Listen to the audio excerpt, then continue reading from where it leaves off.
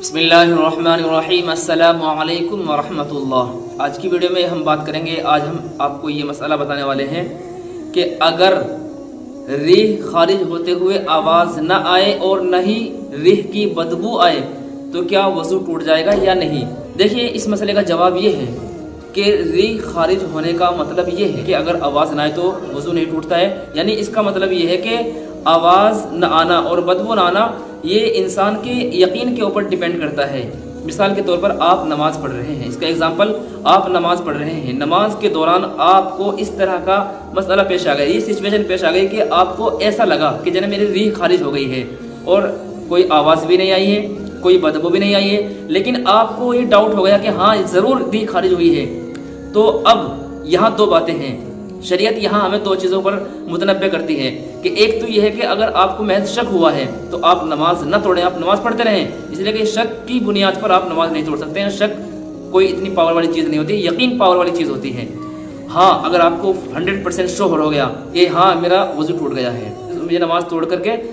وضو دوبارہ کر کے ہی نماز پڑھنی پڑے گی، اور پکا شور ہے، پکا یقین ہے اس کو کہ ہاں اگر یقین ہو جائے کہ میری ریح خارج ہوئی ہے، بھلے ہی آواز آئی یا نہ آئی، بدبو آئے یا نہ آئے، اس سے کوئی مطلب نہیں ہے کہ یقین انسان کے لیے ہونا شرط ہے، ضروری ہے۔ تو اب یہی دیکھا جائے کہ اگر ہم نماز کے اندر ہیں، نماز کی حالت میں اگر ہمارا ریح خارج ہوا، ہمیں پکا یقین ہو گیا کہ ریح خارج ہوا ہے، آواز آئے یا نہ آئے اس سے کوئی میٹر نہیں رکھتا ہے، بدبو آئے یا نہ آئے اس سے کوئی میٹر نہیں ہے، آپ کا وضو ٹوٹ گیا، آپ کو ہر حال میں وضو کرنا پڑتا ہے۔ اور آپ کو ایسا محسوس ہوا، ایسا شک ہوا کہ نماز کی حالت میں کہ جیسے میرا وضو ٹوٹ گیا، لیکن آپ کا ایک ذہن یہ کہتا ہے کہ نہیں یار وضو نہیں ٹوٹا ہے، ایک ذہن یہ کرتا ہے کہ ہاں وضو ٹوٹ گیا، وضو کرنا چاہیے۔ تو اب یہاں پر جون سا بھی گمان آپ کا غالب آ جائے گا، اگر شک غالب آ گیا تو آپ کا وضو نہیں ٹوٹا، اور اگر یقین غالب آ گیا، یعنی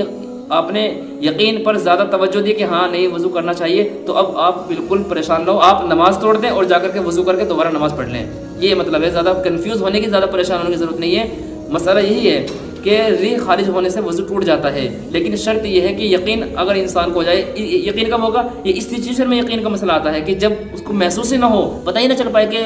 ریح خارج ہوا ہے یا نہیں، کیونکہ دو چیزوں سے پتہ چلتا ہے ریح خارج ہونے کا، ایک تو آواز ہونے کا کہ اگر آواز آ جائے تو پتہ چل جائے گا کہ ریح خارج ہوئی ہے، یا اسی طریقے سے بدبو آ جائے، بو آ جائے تو اس سے محسوس ہو جاتا ہے کہ ہاں بھائی ریح خارج ہو گیا ہے۔ ان دو باتوں کے ذریعے سے ہمیں یقین ہو جاتا ہے کہ ہمارا ریح خارج ہو گیا۔ اگر آواز آ گئی تو ظاہر سی بات ہے ریح خارج ہو گیا، اگر بدبو آ گئی تو ظاہر سی بات ہے کہ ریح خارج ہو گیا۔ اگر یہ دو چیز نہیں ہوئی ہے، آواز آئی ہے اور نہ کوئی بو آئی ہے، بدبو آئی ہے، تو پھر اس میں شک پیدا ہو سکتا ہے، نہ تو آواز آئی ہے اور نہ اسی طریقے سے اس میں کوئی بدبو بھی نہیں ہے کہ جس سے پتہ لگایا جائے کہ ریح خارج ہوا ہے یا نہیں۔ تو اب یہاں شریعت یہ کہتی ہے کہ اب آپ کے یقین کے اوپر شریعت نے آپ کو چھوڑ دیا ہے کہ آپ یقین کر کے ساتھ میں کہہ سکتے ہیں کہ میرا وضو ٹوٹ گیا تو آپ وضو کر لیں، اور اگر آپ کا یقین یہ کہتا ہے کہ نہیں شک ہے، محض ایسے ہی میرا وضو نہیں ٹوٹا ہے، ریح خارج نہیں ہوا ہے، تو پھر آپ مسلسل نماز پڑھتے رہیں، آپ کا وضو باقی ہے، آپ کچھ بھی عبادت ہے۔ آپ لوگ اس ویڈیو کو خوب زیادہ شیئر کیجیے، آپ کے بھی کوئی مسائل ہو، کوشچنس ہو، ضرور کمنٹ باکس میں لکھیں۔ اگلی ویڈیو میں انشاءاللہ ملتے ہیں، تب تک آپ لوگ بنے رہیں اور ویڈیو کو خوب زیادہ شیئر کیجیے۔ تو ملتے ہیں اگلی ویڈیو میں۔ السلام علیکم ورحمۃ اللہ وبرکاتہ۔